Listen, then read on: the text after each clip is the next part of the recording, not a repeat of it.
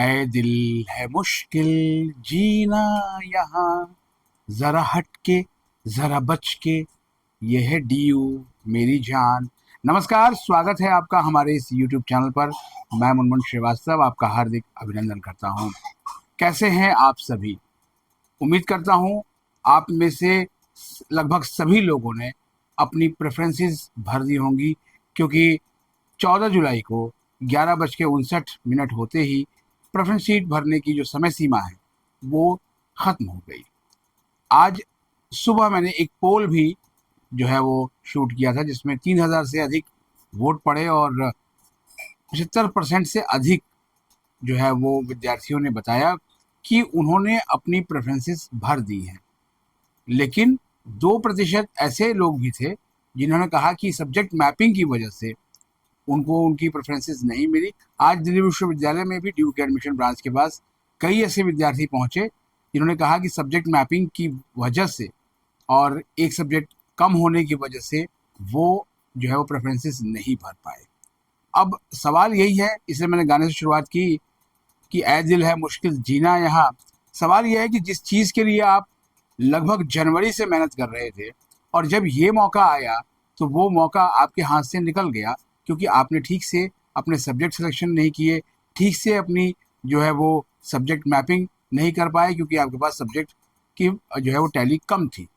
इसमें दोष किसका है? अब आते हैं दूसरे उस पे कि ज़रा हट के ज़रा बच के, यह है डीयू मेरी जान। ये मैं क्यों कह रहा हूँ? क्योंकि आज बाढ़ सी आ गई बिल्कुल लास्ट दिन पर प्रेफरेंसेस भराने के लिए। सुबह मैंने एक वीडियो अपलोड की थी जिसमें आपको मैंने सूचना दी थी कि आज अंतिम दिन है और आज अगर आप चूके तो गया चांस।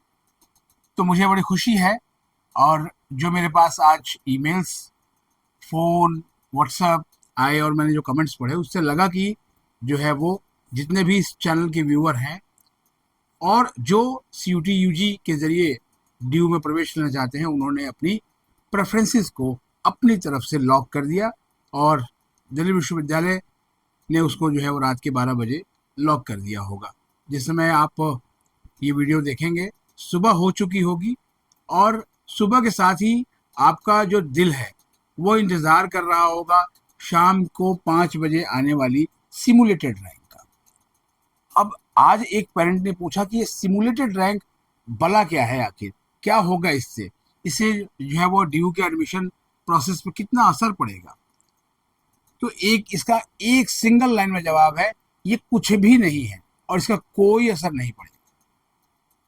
2022 में जब CUT के जरिए पहली बार दिल्ली विश्वविद्यालय में एडमिशन हुए तो उस साल भी सिमुलेटेड रैंक आई थी। कुछ लोग इसको स्टिमुलेटेड रैंक कहते हैं और कुछ ये, लेकिन सही शब्द जो है वो है सिमुलेटेड, और इसका मतलब यही होता है कि एक आभासी दुनिया, आभास देना, सिमुलेटेड रैंक, आभास देने वाला। इसके शब्द में ही छुपा हुआ है कि इसका एडमिशन से कोई लेना देना नहीं है। अब आपको इसको समझा देते हैं, क्योंकि इस पर आपने बहुत सारी वीडियोस आज दिन भर में देख ली होंगी और कई पेरेंट्स ने कहा कि सर आपने इस पर कुछ नहीं बोला। आप अगर उठा के पुराने हमारे अगर वीडियोस देखें तो सिमुलेटेड रैंक पे बहुत कम ही बात होती रही है, क्योंकि इसका कोई असर आपके एडमिशन पर नहीं होने वाला। तो फिर ये सिमुलेटेड रैंक जो है वो आती क्यों है?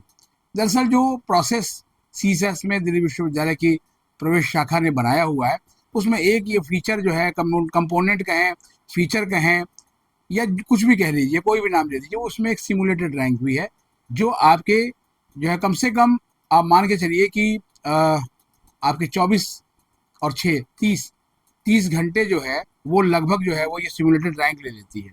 यानी कल शाम को 5 बजे ये रैंक आएगी और अगले दिन यानी कि 16 तारीख को रात 11:59 तक जो है वो ये रहेगी। तो लगभग इतना ही वक्त हो गया। अब इसमें होता क्या है? इसमें होता ये है कि कैटेगरी वाइज और कोर्स वाइज, मान लिया आपने अप्लाई किया BA ऑनर्स पॉलिटिकल साइंस के लिए और आप हैं UR कैटेगरी यानी जनरल से, या मान लीजिए आपने अप्लाई किया BCom ऑनर्स के लिए और आप हैं एक ST कैंडिडेट, तो BCom ऑनर्स की रैंक होगी और दूसरी जो है वो एसटी कैटेगरी में क्या रैंक बनती है वो होगी। अब आप ये सोच रहे होंगे कि इस रैंक का फायदा क्या होगा या इसका नुकसान क्या है।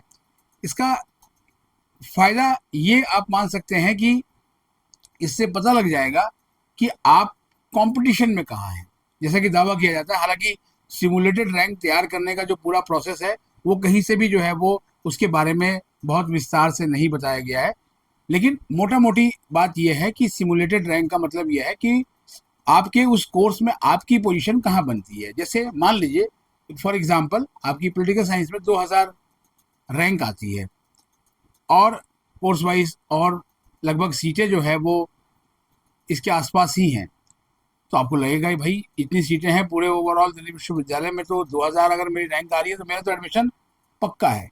लेकिन जब वहाँ कैटेगरी में आप जाते हैं तो वहाँ वही रैंक काफ़ी ऊंची आपको दिखती है, तो आप फिर डर जाते हैं कि मैं क्या करूँ।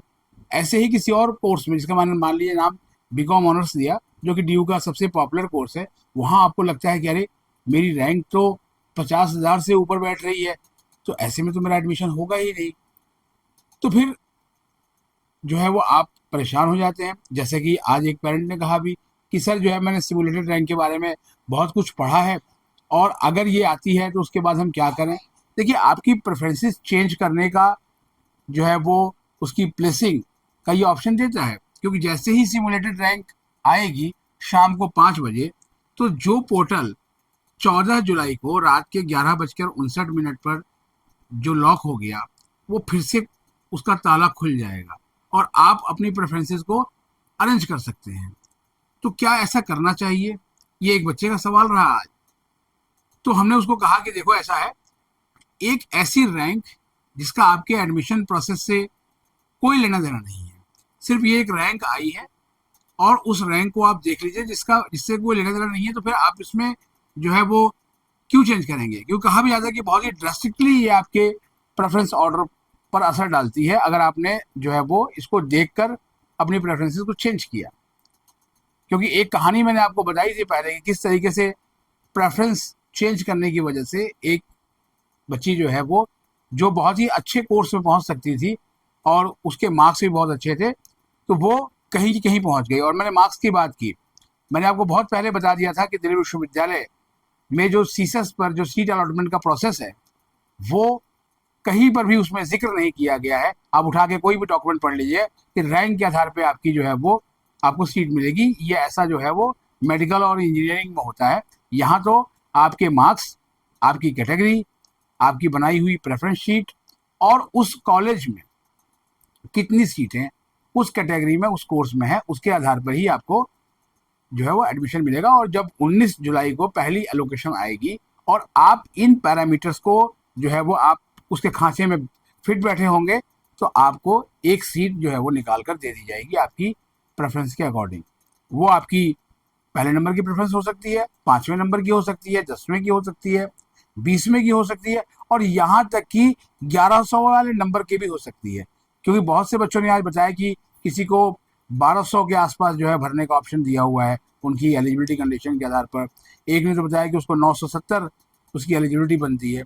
लेकिन कितने बच्चों ने कितना भरा है ये तो बच्चे जाने, लेकिन मुझे लगता है कि 50 से लेकर और 200-250 प्रेफरेंसेस सामान्य तौर पर बच्चों ने बनाई है।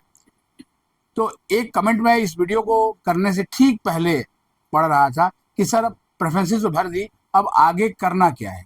तो आगे ये करना है कि आपको इंतज़ार करना है अपनी सीट एलोकेशन की पहली लिस्ट का, जो कि आएगी 19 जुलाई को शाम के 5 बजे।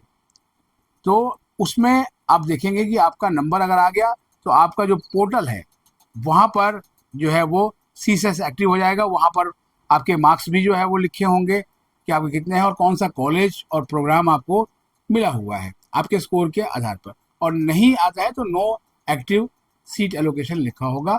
और इसी तरीके से जब आपको कल अगर सिमुलेटेड रैंक देखना है तो उसमें जो है वो आपके डैशबोर्ड पर ही सिमुलेटेड रैंक का भी एक कॉलम बना हुआ आ जाएगा। आप उसे क्लिक करेंगे तो आपको आपके सामने वो रैंक खुल जाएगी।